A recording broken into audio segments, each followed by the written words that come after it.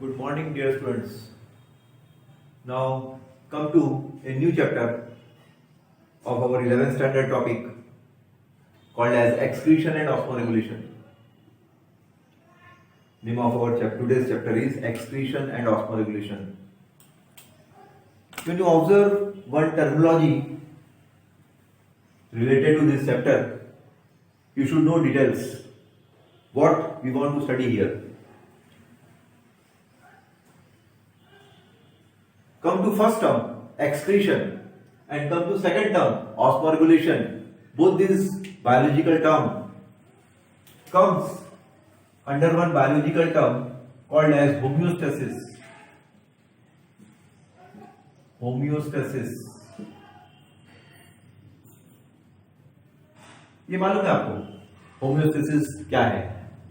To maintain homeostasis of internal environment is the fundamental characteristic feature of all living organism. हर living organism का characteristic feature है कि वो अपने body का इंटरनल टेम्परेचर जो है, इंटरनल एनवायरनमेंट जो है वो मेंटेन रखता है, फिक्स रखता है. जबकि when you observe in higher animal, including man, it is maintained by two processes. जितने भी हायर एनिमल है उसमें ह्यूमन बीइंग भी है, वो इस फिनोमिना को मेंटेन रखने के लिए दो प्रोसेस का फॉलो करता है. इसमें एक प्रोसेस है homeostasis, excretion, and second process is called as osmoregulation. This two biological process are needed. ठीक है. Homeostasis is the characteristic feature of every living organism that they maintain their internal body temperature, but the external climatic condition get changed. लेकिन आप देखते हो कि हमेशा external climatic condition में बदलाव आता रहता है, which is based on season. जो किसके ऊपर बेस्ड है? सीजन के ऊपर बेस्ड है. You know very well, rainy season भी आता है, उसमें टेम्परेचर देखिए चेंज होता है. विंटर सीजन आता है, काफी कूलनेस रहती है. समर सीजन आएगा, उसमें काफी आपको गर्माहट महसूस होगी.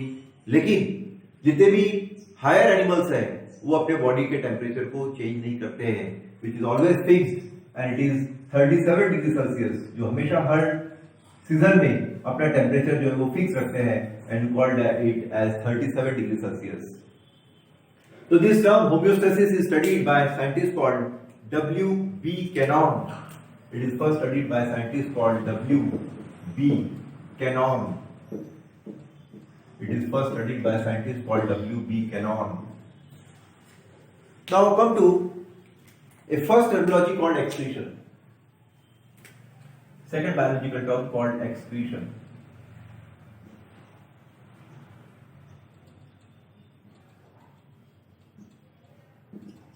Come to second biological term. What do you mean by a term called excretion? Now, here, removal of unwanted metabolic waste. You got excretion as removal of unwanted metabolic waste. Write down. Removal of unwanted metabolic waste.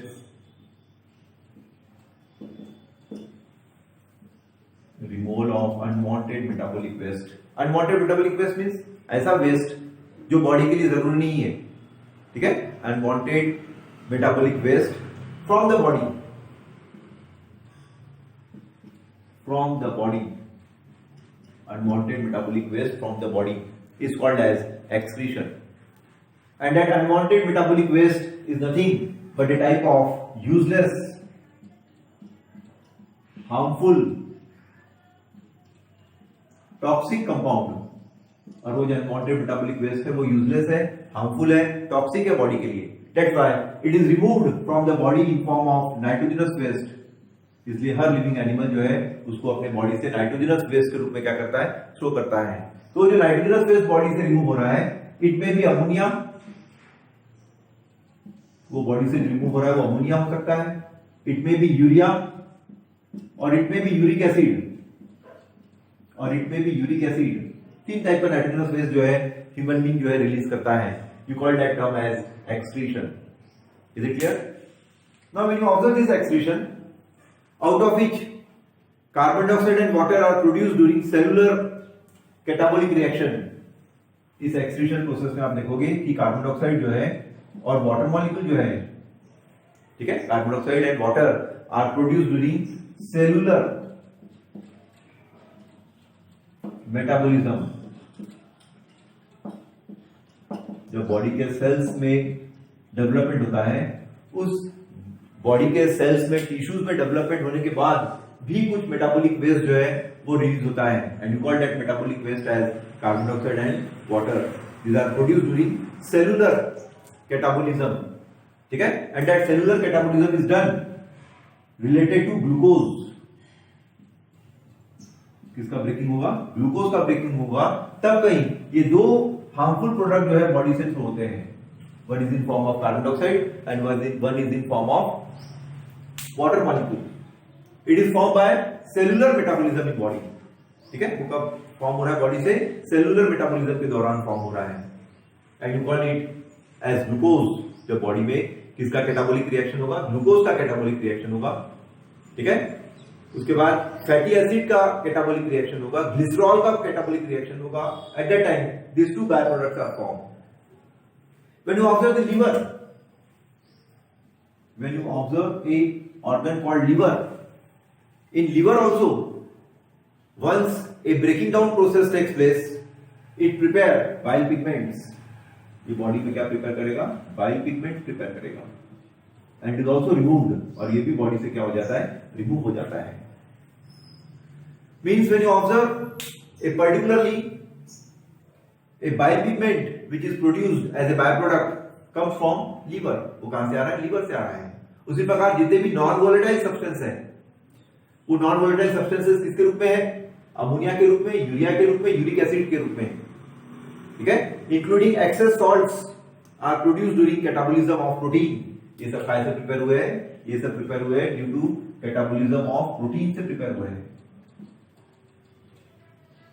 It is produced by catabolism of protein. ये prepare हुआ था catabolism of glucose से, fatty acid से, glycerol से। ये सब component जो है इसके बाय प्रोडक्ट्स थे, इसके कैटाबॉलिज्म प्रोसेस से प्रिपेयर हुए थे। Is it clear? तो हियर आप देख रहे हो अलग अलग टाइप का नाइट्रोजनस वेस्ट जो है बॉडी में फॉर्म हो रहा है। अलग अलग टाइप का बाय प्रोडक्ट जो है, मेटाबॉलिक बाय प्रोडक्ट जो है बॉडी से फॉर्म हो रहा है। You call it as metabolic waste, उसको अपन क्या बोलेंगे? Metabolic waste. Now as per definition is concern, अगर डिफाइन की बात आती है तो आप कैसे डिफाइन करोगे एक्सक्रीशन को? Excretion is generally defined as separation. Excretion is generally defined as separation. Collection is generally defined as separation, collection, ठीक है। It is defined as excretion is defined as a process of separation, a process of collection, a process of elimination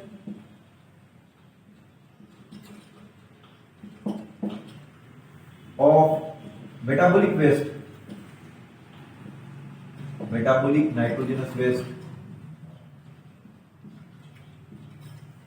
ठीक है, metabolic nitrogenous waste along with excess of water and salt,